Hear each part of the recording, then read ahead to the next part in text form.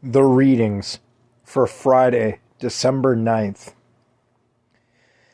The epistle reading is from St. Paul's letter to the Galatians, chapter 4, verses 22 through 27. For it is written that Abraham had two sons, the one by a bondwoman, the other by a free woman. But he who was of the bondwoman was born according to the flesh, and he of the free woman through promise, which things are symbolic. For these are the two covenants, the one from Mount Sinai, which gives birth to bondage, which is Hagar. For this Hagar is Mount Sinai in Arabia, and corresponds to Jerusalem, which now is and is in bondage with her children. But the Jerusalem above is free, which is the mother of us all. For it is written, Rejoice, O barren, you who do not bear. Break forth and shout, you who are not in labor. For the desolate has many more children than she who has a husband.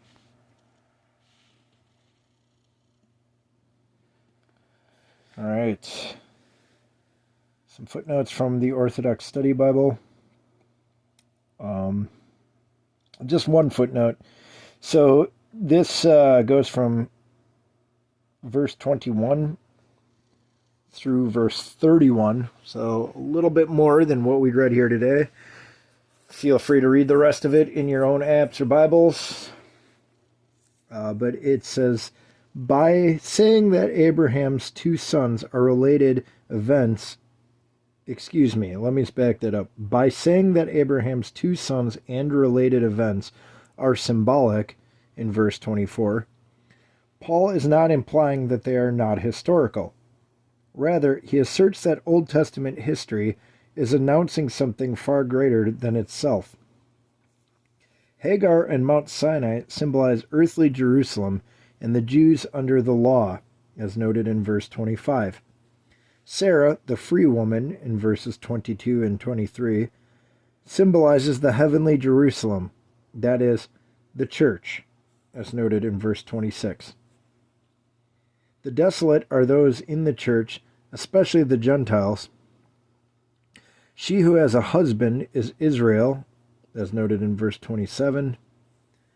Furthermore, Sarah is a type of Mary, the mother of God, for Sarah's son was born through promise, as noted in verse 23, the promise of God. Isaac, quote, was the issue of bodies that were dead, and of a womb that was dead. His conception was not by the flesh, nor his birth by the seed, for the womb was dead both through age and barrenness. But the word of God fashioned him. He that was not according to the flesh was more honorable than he that was born after the flesh. Therefore, let it not disturb you that you are not born after the flesh. For from the very reason that you are not so born, are you most of all Abraham's kindred. End quote. So says St. John Chrysostom.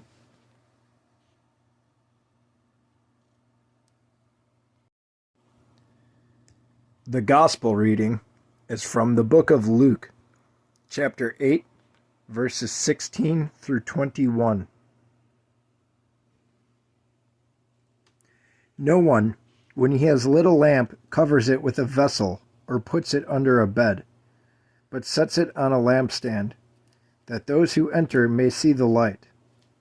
For nothing is secret that will not be revealed, nor anything hidden that will not be known and come to light. Therefore take heed how you hear, for whoever has, to him more will be given. And whoever does not have, even what he seems to have will be taken from him. Then his mother and brothers came to him, and could not approach him because of the crowd. And it was told him by some, who said, Your mother and your brothers are standing outside, desiring to see you.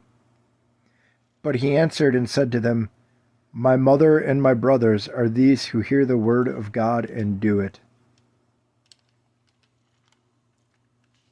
All right, some footnotes from the Orthodox Study Bible. So for verses 19 through 21,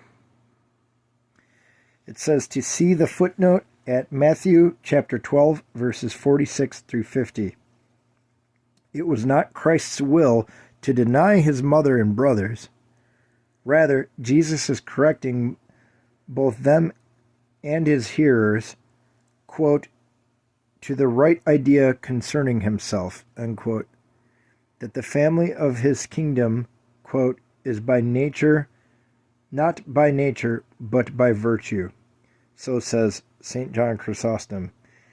It mentions to see also chapter 11, verses 27 and 28. That's going to do it for today, everybody.